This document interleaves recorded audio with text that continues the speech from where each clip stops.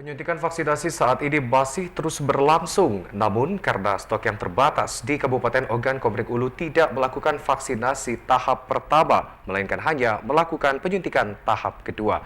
Dan untuk mengetahui informasi selengkapnya, kini kita telah terhubung dengan reporter TVRI Sumatera Selatan, Retno Wijaya. Selamat petang Retno, silakan dengan laporan Anda. Baik, terima kasih Caca dan Nata.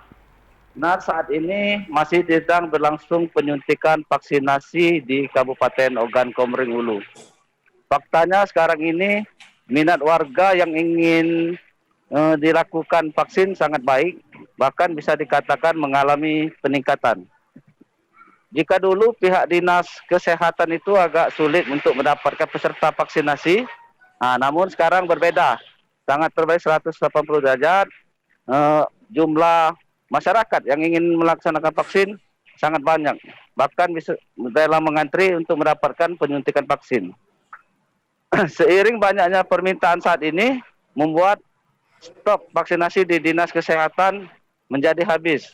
Sisa ketersediaan vaksinasi yang ada saat ini hanya cukup untuk penyuntikan tahap 2, di mana penyuntikan tahap 2 ini merupakan tindak lanjut dari giat serbuan vaksin TNI Polri yang dilakukan beberapa waktu lalu.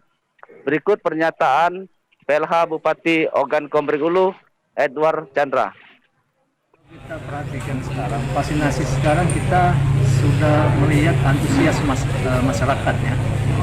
Awal-awal vaksin memang kita agak kesulitan ya. Vaksin yang pertama kemarin kita agak kesulitan mencari orang yang mau divaksin.